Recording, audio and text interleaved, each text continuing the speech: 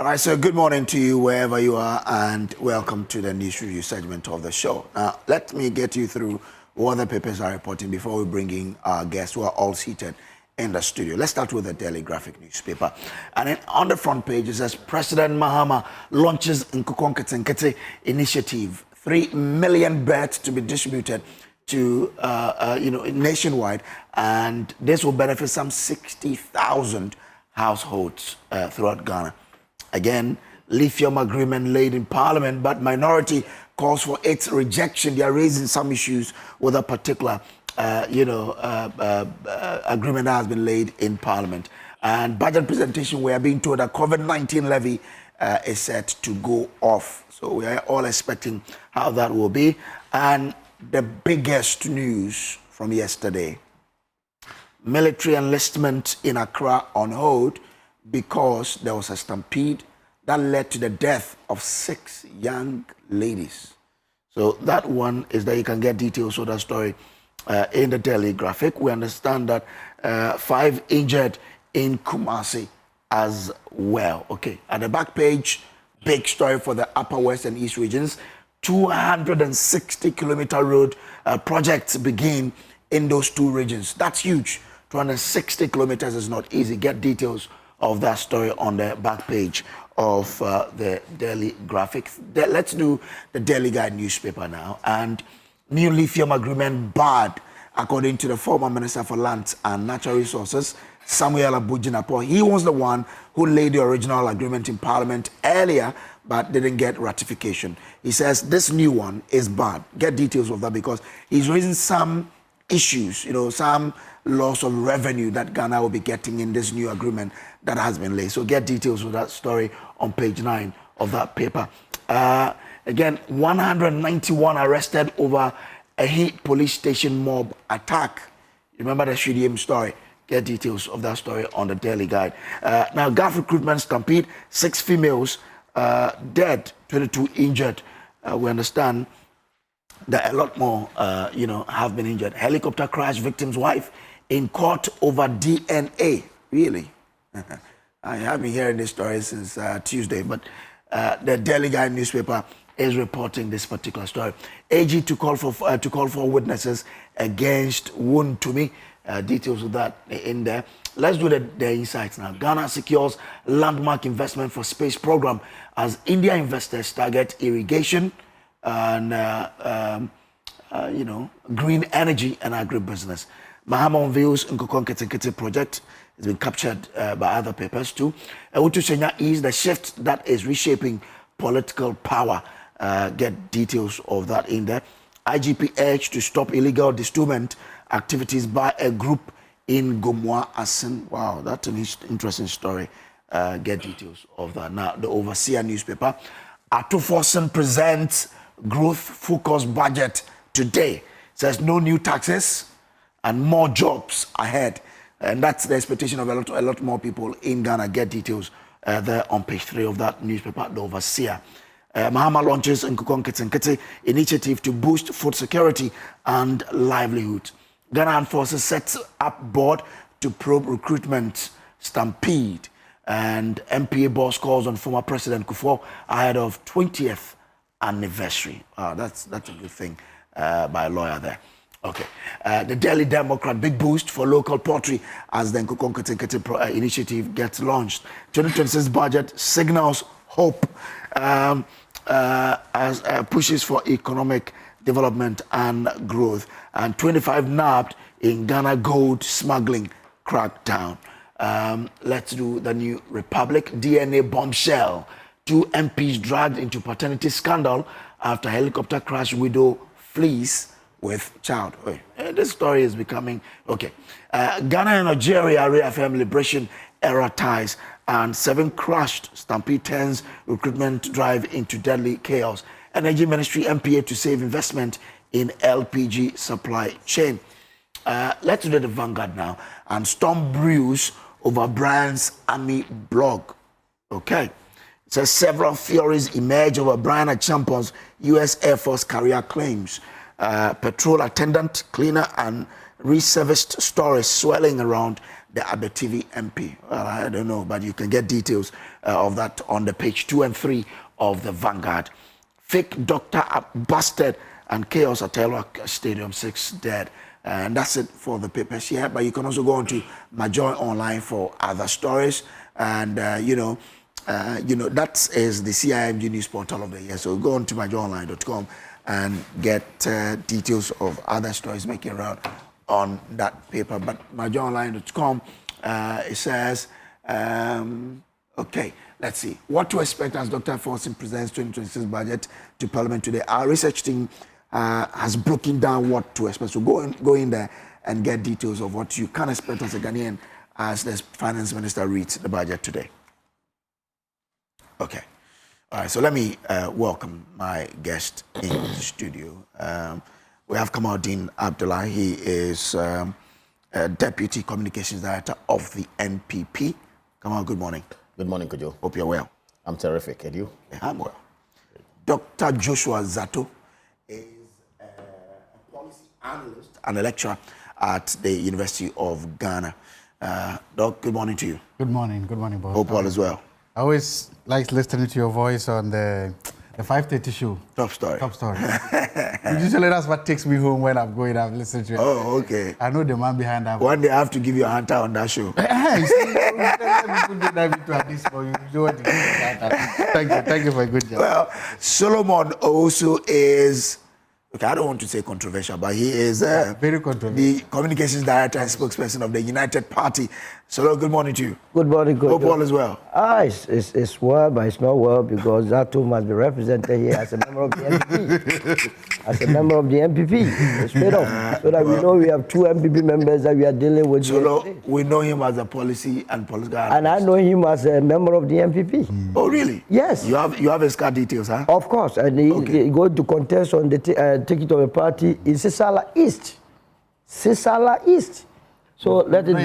We've not started though, but that's what I said though. Are you denying the NPP? He's right my now? friend. No. Meanwhile, whatever he sees me do, he's doing this to me. No, are you denying the NPP? Facebook and see a picture he had there. You see a picture he has. Let's Go to Facebook, go see. Wanda Madilo is a development analyst and a member of the NDC's communications team. Wanda, good morning. Yes, a very good morning to our viewers. The unfortunate incident, notwithstanding, still a very good morning. But I'm waiting for your appointment too. When is it coming? Or you are not after any appointment? I mean, appointees do not determine when, how, and who appoints them. And okay, so, the appointer has to appoint. Thank you very much. Okay. It will come soon. Remember me when your kingdom comes. That will thank you. Thank you very much. All right, I guess that it's right. Okay, so as we do always, we give you, today because of time, I have to give you just 1 minute maximum for you to give us your reflections, and then we'll delve into the issues. Let me start with you, Wanda. I'm pretty sure it will be part of our discussions, but I cannot but make mention of what have the military recruitment, stampede. I think that maybe when I have a better chance to explain, I will be able to. It will be the first, actually. Offer some. Okay, then let's start with it. Well, because that is the biggest story today. Yeah. So on this recruitment business, we've been losing lives, not always just around the recruitment itself. Even when they enlisted and they go for training and all that, we hear about a few incidents here and there and all that. But this one is of much concern, and this raises to many the level of unemployment we have in our country. We've been seeing that, year on year when there's recruitment going on. But yesterday's numbers, terrible numbers.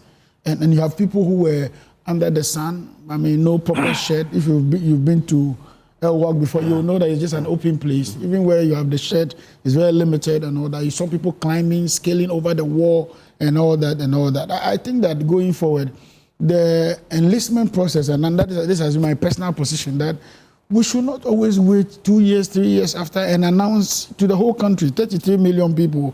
You're talking about a youth population of about 60% who are willing and ready to go into the military to gather at certain points just because of enlistment. We all see how National Service does their recruitment. One of the ways they do it is that you apply and then you are posted and then you try to book an appointment and you go through the details. I think that is what should have happened. Where people apply, you apply on the system, you have been approved. Once approved, you now book appointments with dates available. And you know, because you are the one in charge of the database, you know you can only do 100 a day. So once the slot is finished, the person has to go to another day. So you can control the numbers of people who gather in terms of going to the body selection and all that process. Yeah. I think that is one of the things we have taken for granted and missed. Number two, I do not understand, and it's been years. I have had people apply. I don't know how much now, 300 Ghana cedis or 200 Ghana cedis, and yet they show up and there's not even water for them. There's not even water. There's no provision of food, and you're expecting people to show up. Some people showed up at 3 a.m., and will be leaving that place at 5 p.m. What are they going to be eating? Because you can't leave the place and say you're going to eat and come back and all that. And some say they go there at 1 a.m., 2 a.m. Yeah, and we know people have some underlying health conditions, even though that should have actually scared you from the military. But we do know that some of those are just going concerns will be resolved and all that. And so there are many challenges that we've had with this our recruitment process. One, I'm told, has been going on in 5 different locations. Accra is obviously always the most congested because of our numbers and all that. And so the military, the Ministry of Defense, the military, if I say military, I want to now segregate them from the Navy, the military, the Air Force and all that, should be doing better. I know that it's very, very difficult to recruit from all these centers because what would be the quotas? If you are taking 4,000 people, what are you going to give? What quota are you giving to Ashanti? What quota are you giving to, say, Volta? Which quota are you giving to Greater Accra? I know that is difficult, but again, even if we want to do it centrally in Accra, we still can do that. But it will be such that people book appointment before you show up. And people go there for days without getting access because they don't have the body size to be able to push around, to show people and all that. And this whole business about Stampede, we should know that when you put so many people in one place and you expect them to expect the process to be a survival of the fittest and who you know and who is in charge of what, these are some of the challenges you're likely to have. But I'm very much excited that the president took time off his busy schedules all the way from Kumasi, showed up in Accra to commiserate with the victims and those who, families of those who have actually passed on. But I think that we can do better. I think that there's room for improvement. I also think that the military that we know as a body that is very efficient in terms of management should be doing better than we have seen. In this day and age, when you see the numbers who had applied, even before you get there, they should. What hurts me the most is that a day before yesterday, we were talking about the helicopter crash, and the whole country was semi-mourning. And so you didn't want to hear that, somewhat attached to the same ministry, something like this is happening again. And they've had to issue another statement, which drowned the discussion about how the whole helicopter crash, happened and all that. Even today, we should be reading the budget, but that again is drowned because of lives being lost and the whole discussions around the military. I think we can do better. I have always insisted that this business about employing, recruiting people through the Ghana Armed Forces before we distribute them to the Navy and all that. The Navy could have done that because the people who applied to the Navy. Those who applied to Air Force. Those who applied to Ghana Armed Forces. And the Ghana Armed Forces, they even have the senior ranking and the junior ranking and all that. We could have just segregated them at that level. Not necessarily about having different centers across the country, which I know is difficult because the quota system becomes a problem. Okay. How many will you give to Ashanti? So all the people that went to body selection in Ashanti, how many are they allowed to take? How many is Volta allowed to take? How many is Greater Accra allowed? That will be difficult. And so you want to have a central system. We can have a central system that spans about two months. There's nothing wrong. Where you have a central system, everybody comes to Accra, all right, but you're dealing with only 200 a day, 200 a day, 200 a day. So you give different appointment dates to different people. Exactly. I know people from my constituency from Ketu South who showed up yesterday and they were told to go home and come back another day. Even with that, you still saw a stampede. So you see the numbers we're dealing with. I'm sure if we're dealing with about 300 a day, 300 a day, after 10 days you have done 3,000. After 1 month you have done like 9,000. And 2 months you would have done 18,000. So we can find a way to do some of these things as appropriately as possible. Number two, even at the place where they were doing the recruitment, we could have had several, machines for the body selection and all that. So you have like 20. So you are doing 20 in every 10 minutes, 20 in every 10 minutes. In about 1 hour, you should be doing like 60 times 6 times 2. That should be like 120 people in few minutes. So I think that we can do that. We have done that with our elections and all that. We do run elections in this country, and there are very minimal issues when it comes to this kind of things. And yet, that's a process where people gather, and we have to finish within a certain time. So the military should be copying from what is happening. The digitalization that they promised us, that they were deploying on their system, should also reflect in the way they manage in the crowd and all that. So let me bring you in here. What lessons? I mean, God, this is a country where things happen, but we don't seem to learn anything. From where you sit, what do you think should be the lessons that we as a country will learn from what happened yesterday? That we have been lackadaisical, we have not been truthful to ourselves as a country. Corruption is the manifestation of some of these things. Because you remember, year in and year out, be it NDC, MPP, what we have been hearing is that we have created 2 million jobs, 3 million jobs, 4 million jobs. If these numbers were indeed true, we would not be experiencing the kind of numbers that poured out to take part in military recruitment.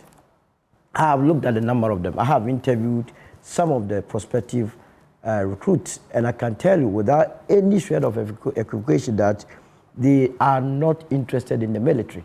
The only motivation there is that they do not have jobs. That is the only motivation.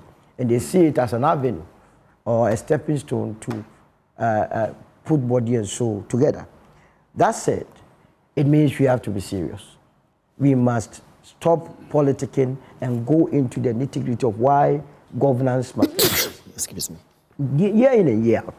See the amount of money that is stolen from the kitty. That could have bettered the lives of these people. See how we invest monies, our priority areas. You understand? Look at what has been going on at the Public Accounts Committee. Billions of cedis that are always thrown out when we could have used it to better the loss of these young ones. We don't do it. We only pay lip services to them. If you are employing people into the military and the police, you are not giving any jobs. These are statutory jobs that will always be there. That does not expand any economy. But yet, that is where we are fixated. I understand 4,000 people are going to be recruited. Yet they sold 60,000 forms. You understand? So clearly 56,000 of them would have lost their money, I mean the money that they used to pay their forms, yet they will not find their way into the military. So it must be a learning curve. I'm very happy I saw one of your headlines that the finance minister says he's going to focus on what? Job creation. Job creation. It must not be a lip service. There must be an actualization of that. And that will mean we must expand the base of the Ghanaian economy. We have been doing a gorgeous back economy for far too long. Relying on gold and cocoa every now and then, that does not give us much. Meanwhile, we have all the solutions. Now, with this recruitment, does it not strike you that if you go to most of our various secondary schools, we have cadets? Yeah. I mean, what is the essence of the cadet? All the way to the universities. All the way to the universities. At the secondary school level, for a student to be interested in cadet, it means really he wants to be part of the security service. We train all these people. The schools invest heavily in it, and at the end of the day, we let go of them. Nobody takes them. Nobody even knows their progression in life. Then we come back and do what we call recruitment. I believe that going forward, the foundation must be those that are with the various cadets. And that will mean that we must take steps to go to all the various secondary schools, and then if they don't have it, have cadets there, so that we will see those genuinely that want to be with the army. If you are genuinely with the army, with the cadet at the secondary school level, then that will be your basic entry point to sieve the numbers. Because I can tell you those that, some of them, they can't even handle rifle. They are too weak.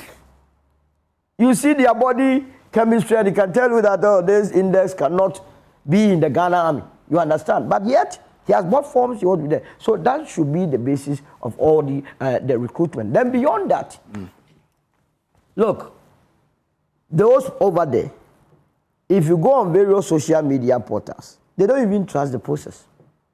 They believe that those that will be recruited are already home. And they are the ones struggling.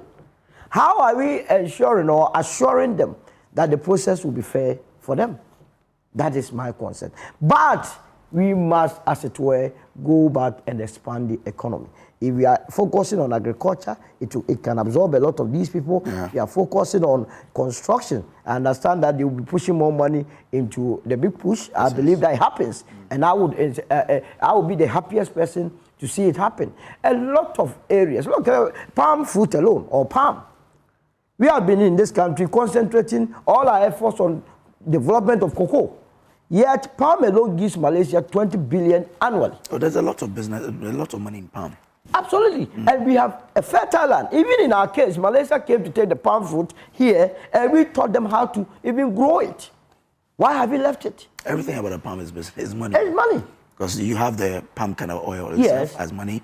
You have the palm oil itself there. So one product, I'll get the palm oil. Yes. I'll get the palm kernel oil. Yes. I can also sell the shell. It's a lot of. You understand? But I heard this administration, and I hope it's captured somewhere. I don't know what the finance minister is going to say, but if he's going to focus on the development of palm as one of his strategies of dealing with unemployment, I'll be the happiest person. Okay. And beyond that, you see, if you take our import bills, you will see all the areas. We cannot have comparative advantages in all these areas, but there will be some products that we have comparative advantage.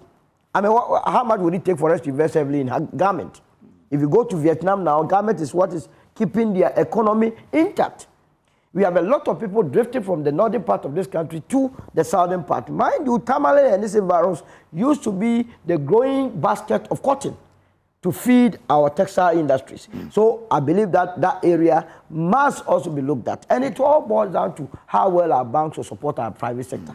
I see the policy rate coming down. I see inflation going down. I see the exchange rate being stabilized. But as to whether or not these banks will not over-concentrate or go and bring your house here, your house there, someone that finished university not long ago, how do you expect a person to produce a house before you give the person a loan? But they say it's the BOG's directive. So And that is why this is the BOG has to work. So it goes back to the bank, the government, that in one breath, you are doing well, all your indicators, you are stabilizing it. But your policy direction must also, as it were, endanger some of these extension of facilities to the private sector. Because the private sector is the only way out.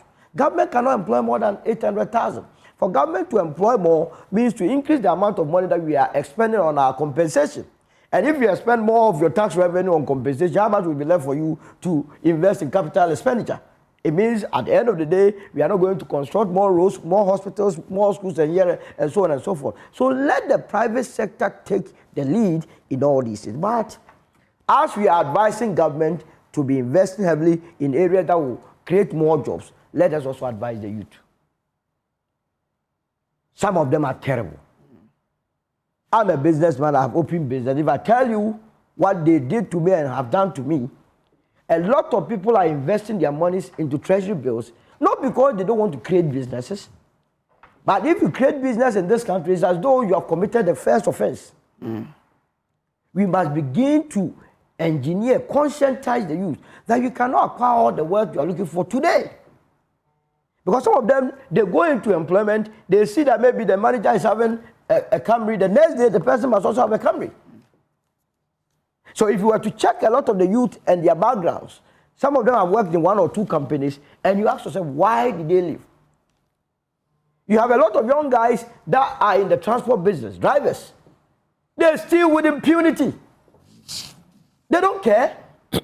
So they move from this place and go to the other side. They know every day they will come. The moment they don't get it, then they become a burden to society. So we also must have a way of letting them understand that every business is a going concern, and that if you go in and think that you want to have everything today, nothing will work. Once we do that, that would also encourage those with the capital to invest in creating more jobs for them to have jobs to do. Because it's not the responsibility alone of government to be creating jobs. It's you and I, and the private sector is withdrawing because of some of these experiences. Yeah. When we are able to do that, I think we'll make a headway. Solomon Osu is the communications director of the UP party. You nearly gave me a... Exactly. Anyway, but he said something that reminded me of something I saw when I went to Sankor Senior High School about the cadet. Look, the display the young boys and girls gave at the Sankor speech and prize giving day was marvelous. I mean, these are the people that maybe the Ghana Armed Forces should look at tapping. So you go to these schools, you watch their displays and see that they are fantastic.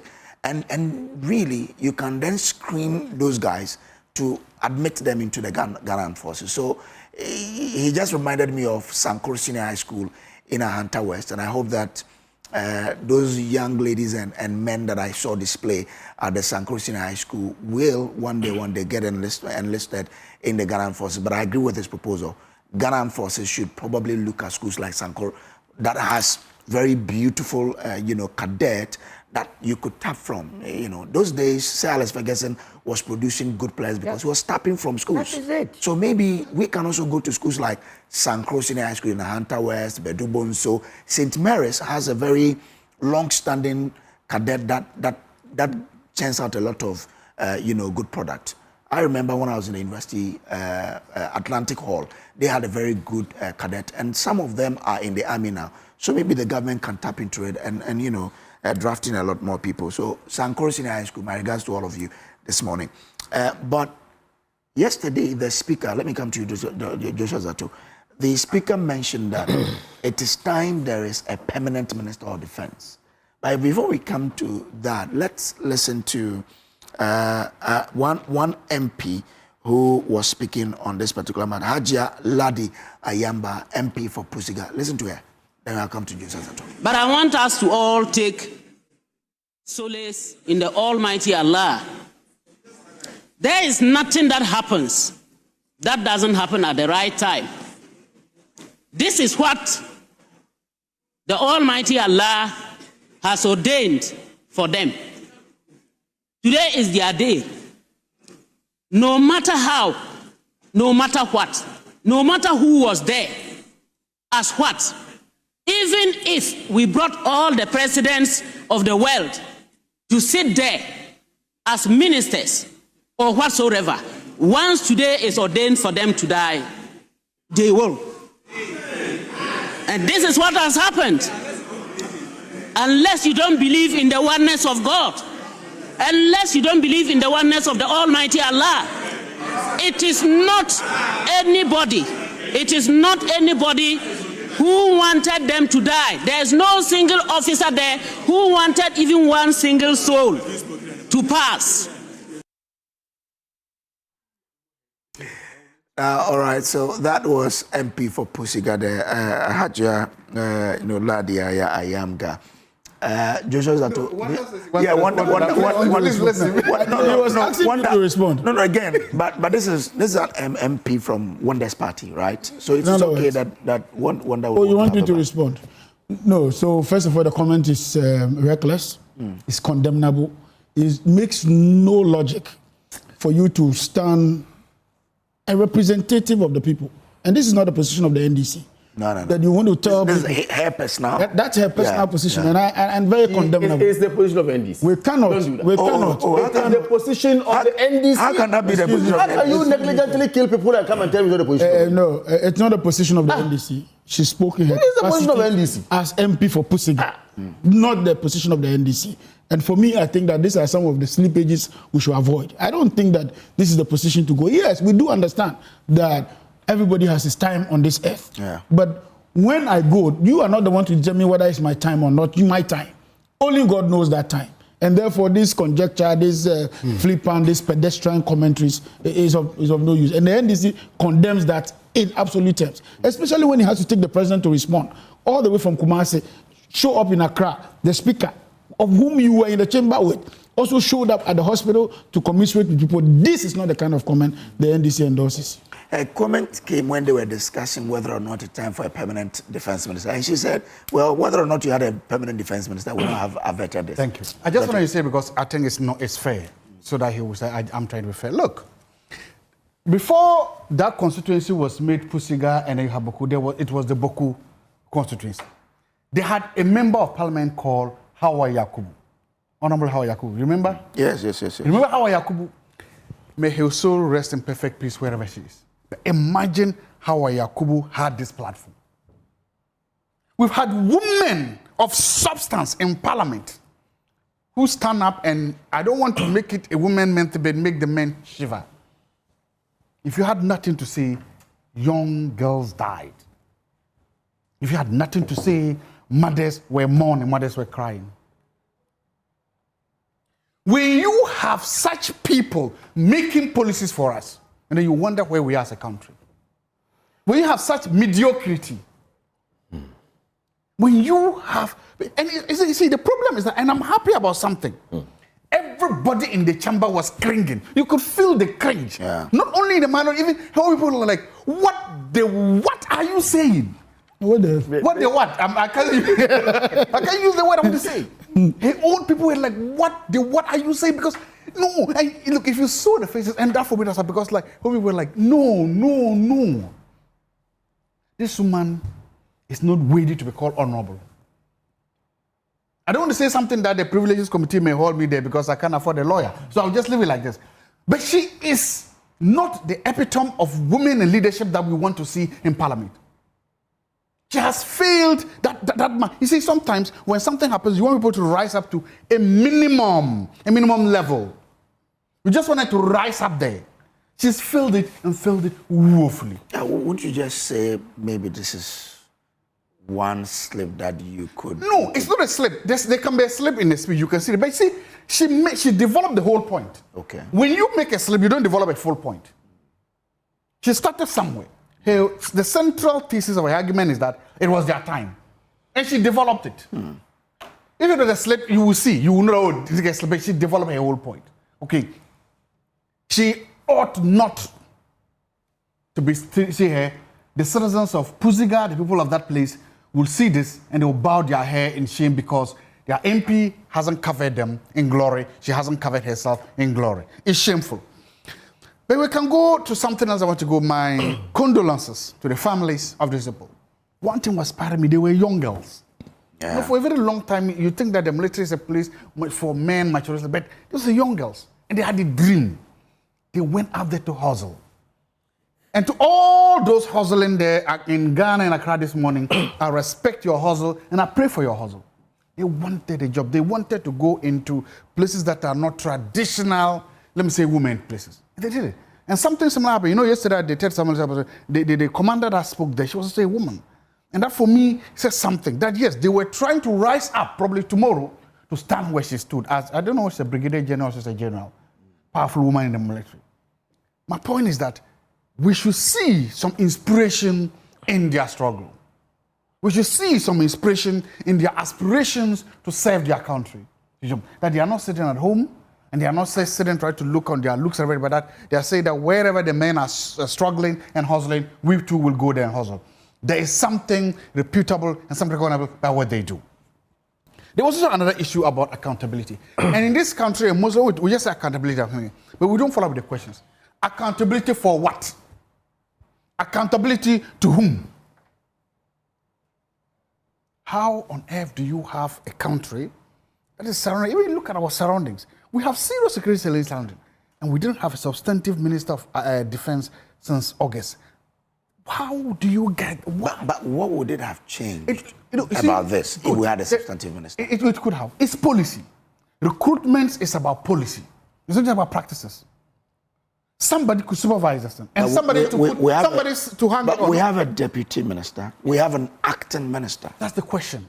Why do you even the acting, the finance minister? Look, so you want to tell me that the finance? Look at yesterday. Just look at yesterday and today. Finance minister has a budget to present. So it's fair to say that for the last week, 2 weeks, he was busy on the budget. That's fair. That's a fair assessment to make, and not on this recruitment. But at the end of the day, the optics also matter. In politics, the optics and the policy also matter. That we needed to have a full finance minister. We needed to have somebody there to this, and also begin to ask. Because see, for me, I love the Ghana Armed Forces, and I respect their discipline and everything. But this is a routine assignment. It's routinized. We've been doing this all over the country, in all the places. This has been decentralized. There was an issue by an MP yesterday trying to say that it was not decentralized, and even I don't know, there was something happening in Parliament yesterday. The Speaker had to say, no, this has been centralized. Yesterday it was happening all over the place. Almost all the years that's what happened. You have to deepen it. But I'll pick a point that my brother Solo made, and I want to build on that. he talked about the point that we can start with the cadets. Yes. But we shouldn't stop with only the cadets. We should also start with the sports. Remember, there's inter-schools, there's inter-co. In fact, you have it at the JSS level, SS level, inter-co level. That is where you begin to see the men and women who are, let me say, physically fit and who want to serve in if you realize, almost all the cadet guys are sports people. A good number of them, because very active and good. So why don't you just focus on the cadet? Let's build on that. I'm saying let's build on that. Because what if you didn't make it a cadet, but you are the best 100 meters runner in, where's your constituency? Where's your district? Where's your hometown? Hunter West. Hunter West. So imagine at the basic school level, you are the best 100 meters runner. I used to play football. No, I wasn't a runner. Did you win anything? You said, I go there. I want to help you out. You are bringing yourself. No, we could do that. You say they're just the champions. You are bringing yourself. I was about a year. I didn't do sports, so I don't go carry myself. Hey, it's okay. Don't talk. I don't do sports. We could say at the district level, they give first gold, yellow, listen, 3. Those are the best. So gold, silver, bronze. All the listen. Then even at the SS level too, they at the national level. These are the people. You can even say that if you participated at the national level, that means that you came from your region as the best sports people. We can already give this people an advanced leg. Unless something happens after that, the discipline, because see, sports disciplines people. A lot is the discipline you need in these forces. So once you've done it at the district level, at the regional level, and made it to national, we can say you've already gone heads up. Universities are beginning to do that, giving scholarships. So we can give scholarship. My point is that begin raising these men, young men and women at the schools level, at the basic level, at the secondary, at the university level. Then there are those that you know to have disciplined themselves, have accepted rules, and have played hard to come here. When you do that, by the time you are getting this recruitment, you then say, look, at all those people with gold, silver, and bronze, you have an automatic qualification if you choose to. You see how it goes. Objective fair is called meritocracy. It's merit. So you are saying that if you are a young boy, and that's why schools will begin. There were some of there was this kid in your class who couldn't even spell his name. Put him on the football field, and Abedi Pele will watch. You understand?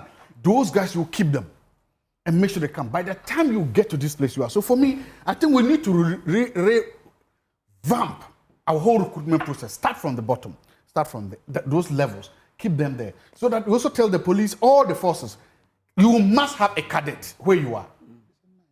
So all of them start recruiting from their cadets.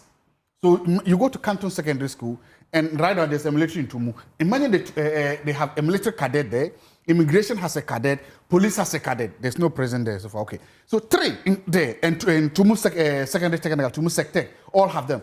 These become the foundations of people you are rising all the way up level. My point is that if we do that, that is even proper decentralization. That means all the cadet guys in the district will now fall under the command of the district commanders. The district commander can watch them 24/7. You say, hey, you are in the cadet, you go to your village and do something stupid. We are removing your name. You understand? It becomes a process to monitor their growth, monitor their maturity, monitor their process, and then all the way until this time. So that will become a real decentralization. But to gather people and do this, even if you do at the district level, it's not decentralization. Groom them, guide them young, train them in the philosophies of the army, of the police, of the distance, and watch their discipline as they grow up. When they are able to reach there, you can now say that we form them by our own image, and we now think that they should be given, they can just jump these physicals and other things to where we need them. Unless we redesign this, unless we reimagine this, it's not be fair. I also want to conclude on something that you brought up and Wanda said. The Big Push program. Yes, the president was in Upper West because of this week to launch that program. 167 kilometers, you said, in Upper West. 260. Yes. A large part of it will pass through the Wahen, Jeffisi, Tum, Chichilga road. That's my route. Yes. I'm happy for it. I'm clapping for it. MPP couldn't do it. Today, the finance minister is presenting. I hope he sends. Oh, we'll get there. They're supposed to don't move away from it. We'll get there. Thank you, Madilo. Don't worry, we'll get there. Zato. No, Solo. He says he's thanking anything, so I should allow him. No, I'm not here to be thanking anybody. Like for him to be going on that tangent. Let me move on. It's okay. It's okay. He will not be Exactly. Thank you. I'm grateful. I'm not here to give any thank you, Mr. Come on. That's fine. Bejo, Yeah. I am really, really, really sad this morning. Why are you sad? And I would have to say this again. But first of all, let me say condolences to the bereaved families. Your daughter, your beloved daughter, goodbye to you to go and seek for greener pastures. The hard way. When I say the hard way, we know what it entails to become a soldier. That is why I say the person goodbyes you to go and seek for greener pastures the hard way. Government of Ghana announced that some 4,000 people or young people are supposed to be recruited into the military. Some 60,000 young men and women applied and paid 200 Ghana cedis each, amounting to 12 million Ghana cedis just for procurement of forms. 12 million Ghana cedis. 12 million Ghana cedis, and somebody is tasked to ensure that the recruitment process is done and done well. Zato mentioned policy. There should be a policy in place for those people who are tasked to ensure that the recruitment process is smoothly done. Someone negligently sat somewhere, left it to go whatever or however they want it to go. And as a result, people died. Was it manslaughter, or can manslaughter not be impugned here? Clearly, there could be manslaughter. I remember the May 9th disaster, where some 127 people died, 2001, after President Kufuor set up a commission led by Sam Okujato and the venerable Dr. Akosa, wherever he is this morning, Professor Kunya here and co, were all part of that particular commission. Their recommendation was that some police officers should be prosecuted for their negligence.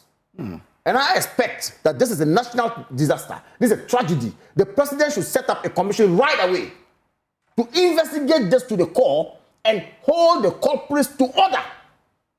You cannot kill lives and come to parliament and tell us that God has ordained they should die the same day. You can't do that.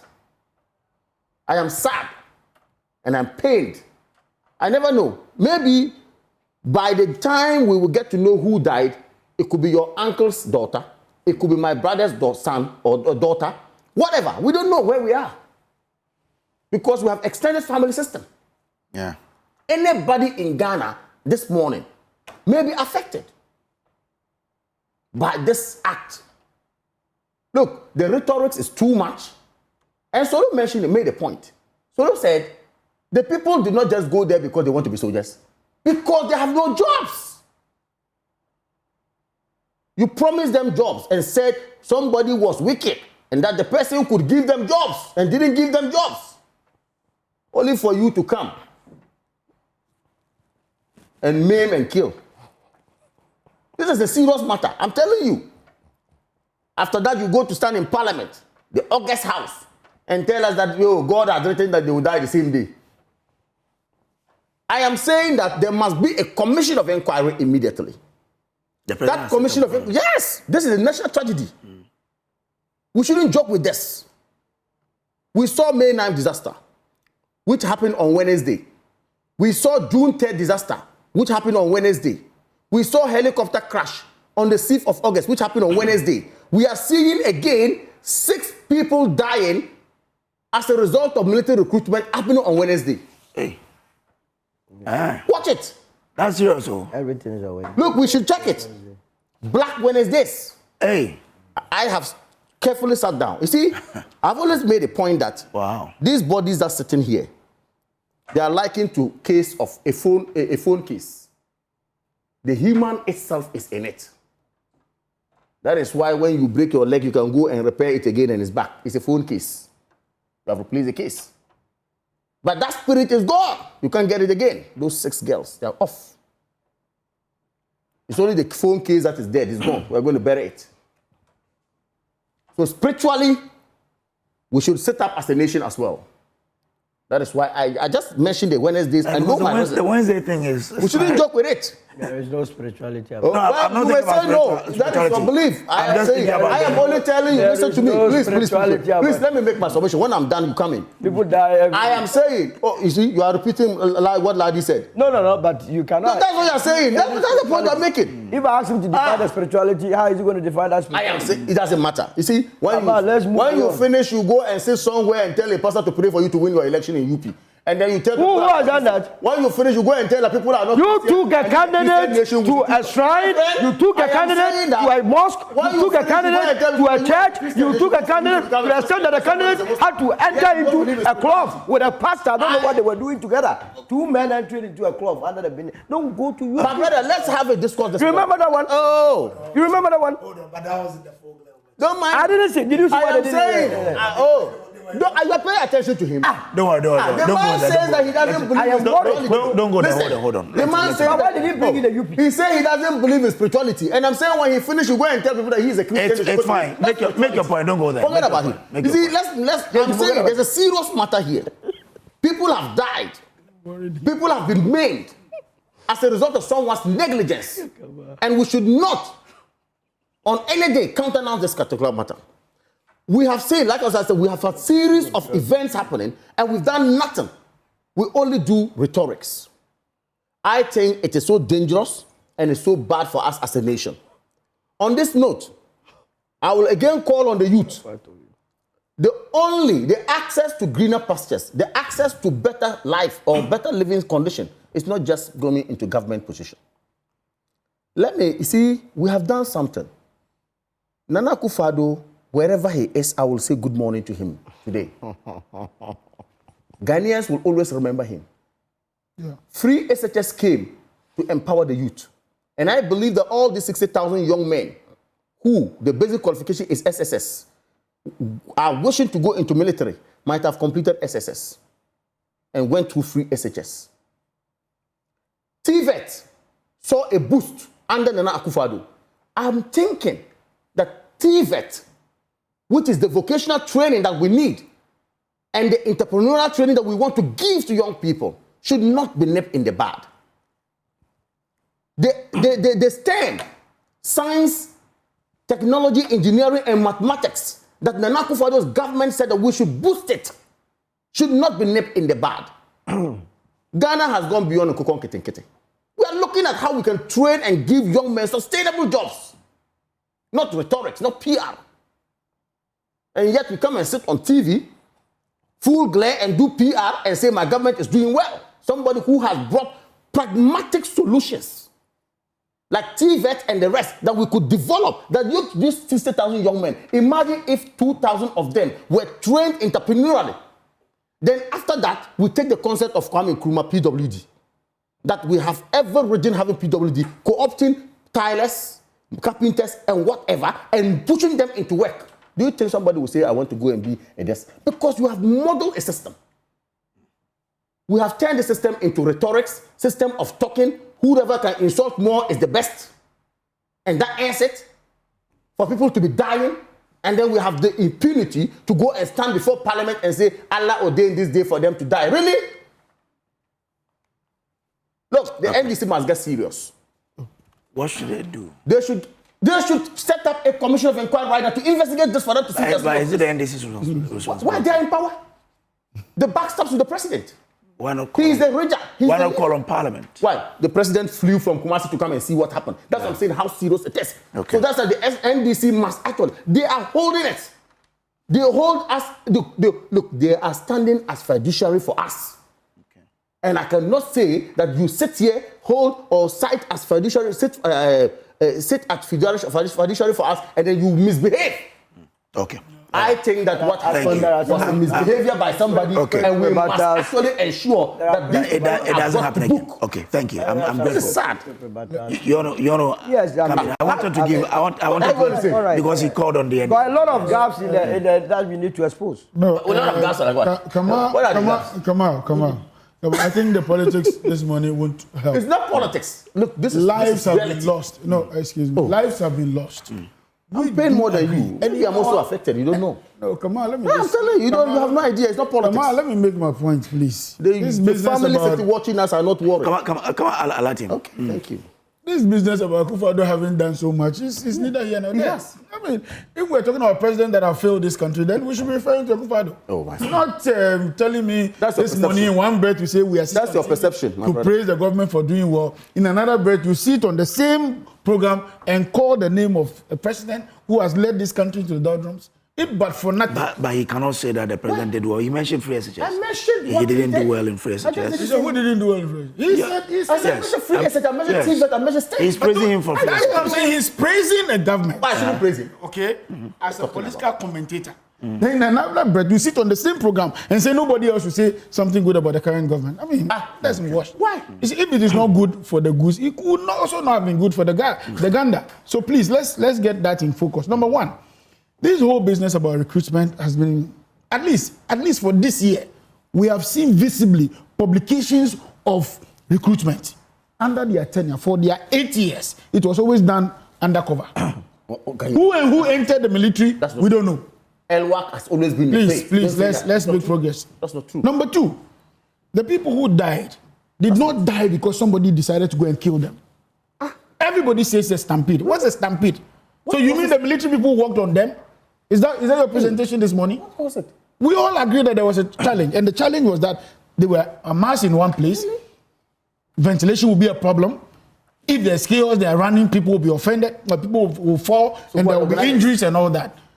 Please, you allow me to make my point. Come on, Can you allow him? and so you cannot sit on TV and say that the NDC is the reason for which what happened. People die in the line of duty every now and then. I mean, people die. In as much as we sympathize with them. And that's why I had to condemn one of our own for saying such a thing. You don't make it look as though nobody else is doing anything. Number two, what the government has been involved in this whole business is that there's proactivity. I saw the president himself there. I saw the deputy minister. I saw the acting minister over there. I saw the military hierarchy. Everybody in the hospital. I'm sorry, but that cannot be proactivity. Absolutely. What else Thank you so much. That's reaction. Oh, they could have gone to the hospital before the people arrive. Is that No, what would be the proactivity. So what would have been your definition of proactivity? They should arrive in the hospital. Organizing the recruitment exercise would have been proactive. Please. You are I'm discussing talking the- about response. Okay. Is the response not proactive? So you're talking about a response to the Of calamity. course, there is the calamity we are discussing. And when it happened, they responded. So what would you call that? That's reactive. What's your definition of a proactivity? So please, let's put this in context. It's not true. It cannot be the case that the NDC should be blamed for what has happened. But I do know that there are system challenges. Why? Is the military now an NDC creation? A military that is backed by a constitutional provision. It has become an NDC extension or what? So please, we agree that there are challenges. We agree that the challenges have to be dealt with. I have even proposed that, look, and following up to what he said with the cadets, I have even proposed that the military sometimes relies so much on government. In fact, sometimes they have to wait for this clearance to be made for them to do this recruitment. And that is why sometimes we have these figures coming up. There are institutions of private, there are needs for private security in this country. There are needs for private, protection in this country. There are needs for even our schools. The schools that, and I know people who applied not because they want to be in the military. They are teachers, they are nurses, they are doctors who were also trying to get into some of these recruitment and all that.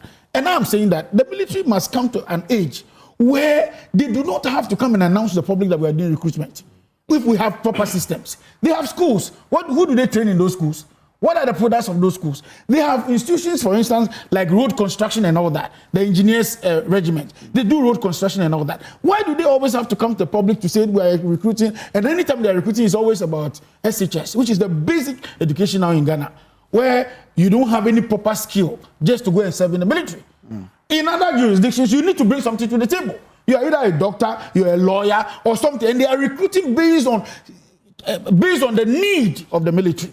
If they need people who should do armor combat, they are going for such people. If they need people for military, they are going for the military, the Air Force, the Navy, and all that. And I'm saying that is the point we have to get to. So that when we are doing recruitment, we know that this year we're doing for the Navy, because there's a need in the Navy, not for the entirety of the Ghana Armed Forces. Okay. And if we do all that properly, if we do all that properly, we will not have the kind of numbers we're having.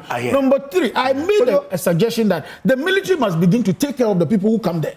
People buy phones and they buy at a cost. So when they come, at least there should be water, there should be some refreshment environment. There should also be a shared, proper environment where they can sit. We always sit down and we blame the embassies for putting people in the sun and all that when they are looking for visas. But yet when we are doing our own, internally, we cannot even provide shelter for them. So don't sit on TV and make it look as though the MPP was helping to us. Thank you very much. I will thank you very much. My brother Kamal says you will remember. Right, Kamal has become the topic. President Akufo-Addo for the goodies. Yes. The evidence available does not suggest so, because he cannot convince me that if you have a whole of $97 million sitting at Rich, Ghana sinking $97 million, wasting that money, we will remember him as a good. Oh, but you need to be fair to his comment. He was specific. And he mentioned Free Senior High School and TVET. And I'm also mentioning the other good side. Why is he not happy with this? But I'm saying that your comment is in contrast to his. And I'm saying so I'm also the context he used is yes, you won't praise him for what he did. I'm only but you thank you for exposing him. The very good things that President Akufo-Addo did. Come on, how is that? That he has to be praised. It's a weak argument. Okay. I am praising President. Please allow him. I am praising President Akufo-Addo for digging a hole with my tax revenue that costed $97 million. That could have found these young ones jobs. Okay. I am praising him for sitting down for us to go and borrow 13.5 billion at the international market when we have nothing to show for it. I am praising President Akufo-Addo for leading this country to Afri-Exim to go and borrow $750 million to be constructing Amasaman to Nsawam, Konongo to Adoso, Apega Road, Swami Interchange. That the money is finished, but there's no project. You understand? I'm praising him for sitting down for 52 billion to be taken from our tax account at GCB that as of now, we cannot account for it. I am praising him for between 2020 to 2024, 81 billion that has been lost through stealing irregularities according to the Accountant General and so on and so forth. These are the things that I remember him for. Free SHS, who was not schooling in this country.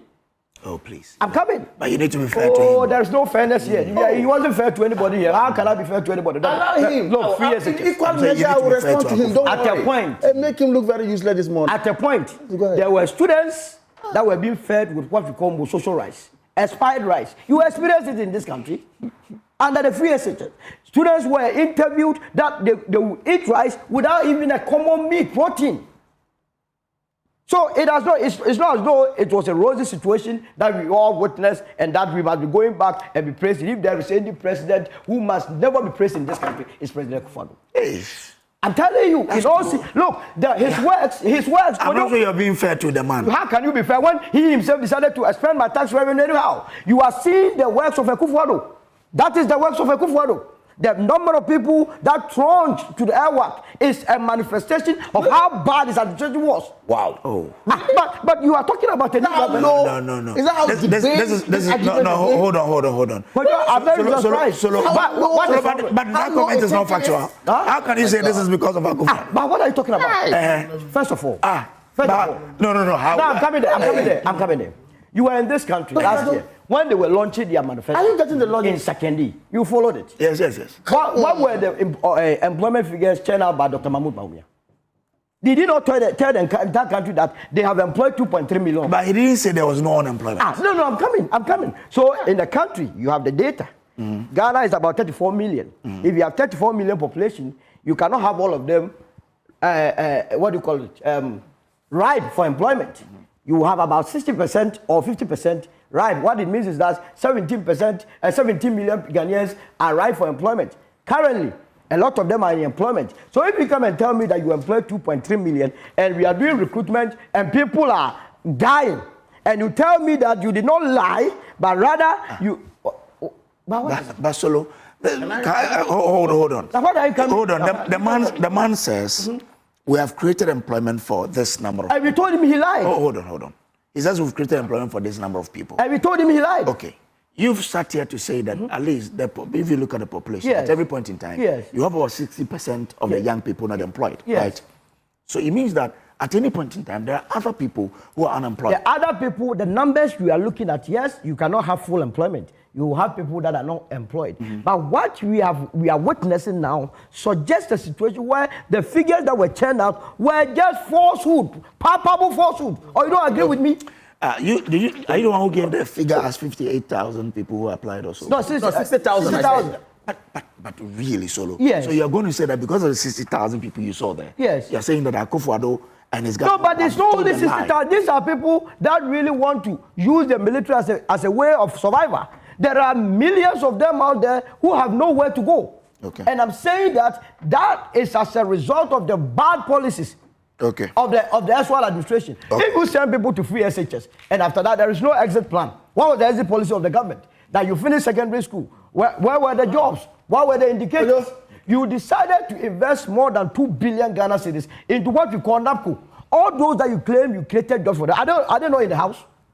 Are they not even fighting for their survival? So if you come and sit here, you can do all the propaganda to try to whitewash former President Akufo-Addo. It will not wash. Posterity will judge him that the president that came to us to dissipate, destroy, waste our public funds, and for which reason a lot of the youth are in the house. Okay. And this one, you don't need any as it were. But you see, he was talking about something else. He created an impression as though they have never been in government. I have said that the problem of the day, the problem of this country is the NDC and MPP. Okay. You just left government. If the military is not behaving well, it is because it is a bad system that you left, that they are continuing. If the actual administration had done something better with the military, you understand? If they had organized the military properly, I'm sure they would have taken over a well-organized military that would be organized recruitment. Okay. You gave them a very bad military, and they are also going on that tangent. I will admonish them to refrain. Do something different. Because that is what the United Party has been preaching. But not to come and sit here and get the impression that they have never been to government before. I'm grateful. You want to be grateful now? This man sat here and then started talking. Solo, I've given you 5 whole minutes. I just checked. It's 3 minutes you gave. Oh, no, it is not 3. So I'll give you just 2 minutes. No. We have to move on to other. Don't worry. You see, it's okay. Even 1 minute, I'll be fine. Okay. But you know what? No. It is very difficult to convince someone who has stayed put to his perception. The likes of Solo. You see, when you sit in your room and tickle yourself with the 31,000 vote that you got in the general election. Are you discussing? Oh, please, please. Are you going to allow this? Every state I have made you interject your room. If you want us to discuss it, let's go into the figures. Let's go into the election figures. No, hold on. You go and steal elections. Hold on. Steal elections. 1,000 that you got in the general election. Come on. Who got elections? That 1,000. A political party. What are you talking about? Which is a mirage. What are you talking about? Which one is the mirage? You see, which one is the mirage? Are you not putting it right? We're not discussing them. We're not discussing them. So make your point with that. The one who is you are describing me. You are describing me. When you sit in your room, and I'll make that point. When you sit in your room, you make a point. Tickle yourself with your 31,000 that you got in the general election. Think that you are so popular, you are so strong. You will come out with a political party and become a communicator. Don't forbid. But you cannot go and get away with it. Don't worry. I'm very worried. My brother, you are my good friend. You just keep quiet. Let's continue. We're having a discussion. You see, 1D, 1F was a lofty policy under the Nana Addo Akufo-Addo, wasn't it? I guess it was. You have answered yourself. The industrialization drive that the Akufo-Addo government brought, that he kept a minister. That minister was Alan John Kojo Tramanten. Fantastic. Okay? Yes. To see to the implementation of 1D, 1F. That was a great idea mooted by Nana Akufo-Addo. Not him. And given to a minister. It's not true. It's not true. Oh, my brother. Why? Are you not? Why? No, this your platform has not been used to peddle falsehood. Credit 1D, it has not been used to peddle falsehood. He's peddling a lot of falsehood. Why? I am saying that who was the president? I'm coming. Hold on. Why? Did the minister? The policy was. Come on. I'm moderating. I'm saying hold on. Very good. So hold on. What's your point? The point is that, first of all, the policy he's talking about, the 1D, 1F, emanated from Mr. Alan Tramanten. He put it in the NPP's manifesto. That one is true. Now, beyond that, let me clear a misconception. If you don't let us educate the people, they always get away with this propaganda about Mr. Alan Tramanten. And I believe that we have to clear it. Because you can't do this to me. I am saying, not too long ago, just recently, I saw a statement issued by the president of Ghana now, John Dramani Mahama, on behalf of him, by Felix Ofusu Kwache, that no minister should announce a policy without coming to cabinet with it. Did you hear it? I'm teaching him how policy is drafted and who is supposed to be dealt with, to be affected with policy. Yeah, look at him. So don't tell me some minister who was policy. So hold on. And Ghanaians are watching. So they say 1D1F was a lofty idea under Akufo-Addo. And I'm saying that we'll credit Akufo-Addo for that industrialization drive. But you know the problem. And not with the Chiramanten. Now, you are telling me, sitting here, that I should not praise Akufo-Addo because he brought free SHS, because he brought TVET, because he said we should give a boost to So before Akufo-Addo came, there wasn't any TVET. But you allowing this to go, that there was no TVET before Akufo-Addo came. But how can you allow him to lie like that? What is this? No, we are not. No. You see, So there was no TVET. we will continue to mention Akufo-Addo on this show. I don't have a problem. I will also continue to mention the whole. The whole he died with my money. Okay, The whole he died with my money. My brother, what is your problem? Gentlemen. You have benefited so well from Akufo-Addo. Only for you to sit Hold here on. nothing. Please, we're not making it personal. No, but that is we're not having a personal discussion. If I had benefited, I would have gone back to playing. Please, hold on. As a success, he wasn't still happy. He benefited a lot. He was happy that it was a success. Who was He was happy? happy that I mentioned 1D1F. That was the last. Have I told you I was And he happy? went ahead to say He's not said it. Have I said that? Who brought it? No, have I said that? Please. Why is he doing that? Let's make our point. Conclude. Okay, your point. quickly to conclude. He doesn't have any See, point. I've already told you that, look, somebody who has formed his perception is difficult to convince. So let me not waste my time so much. Same with yourself. But you see, we are discussing a serious matter here. Like I said, many are affected this morning by the death of the young girls. And we don't even know their identity yet. Who knows? By the time I get home, they may say my cousin. Your cousin. Okay. I made this point earlier. We should get serious this morning about it. Okay. And I'm saying that whoever is supposed to be steering the affairs of this country now, whoever is supposed to be holding this country in fiduciary for us, is supposed to answer questions. And I will repeat this. Okay. All of us sitting here should make proposals to the government that negligence should actually be seen to be a thing of the past. Okay. And that if in the past there were commission of inquiries put together to investigate some of these things so that recommendations will come for us to follow to avert future occurrences, then we should do that now. Okay, thank you. Zato, 2 minutes. In fact, this is due to me. Usually, I'm in the eye of the storm. Today, it's like... Your brother is taking over your brother. Who is your brother? Both from MPP. So why one is doing... No, he's not MPP, my brother. He's a typical MPP member. Are you NDC? Come on, did you say? I'm a United Party. I've been doing this year. I'm a destination. Come on, said you are not NDC. But no. He said you are not MPP. His destination is a He's not here in this country. He's not on this show as an academic. Former parliamentary aspirant for the people of Switzerland. And again, Okay, let's Going to contest again. please allow him. Allow Zato. Zato, are you MPP or? We've been doing this for a very long Allow time. him to comment. There's something that we have to understand, and that's the point I made earlier on. These recruitments by the military are routine.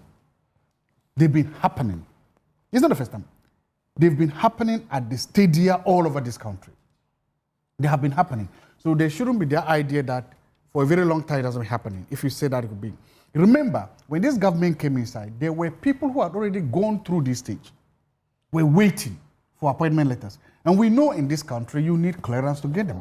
So some of the people you saw there, part of the reason why you saw those huge numbers is because, let's say, if I went through the last recruitment, and we've come to realize that they do it to avoid this. And I'm saying that there are policies that were ignored.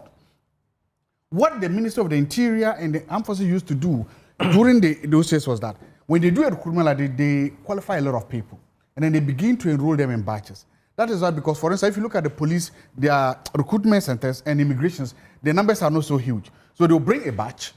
That batch finishes, they are commissioned or they are passed out, you bring another batch. So that you don't necessarily have to always bring them like this. That thing was criticized, and the Minister of the Interior then had to go to Parliament to explain to them. When this government took over, there were people who had already gone through the mill, and they were waiting to be called to come.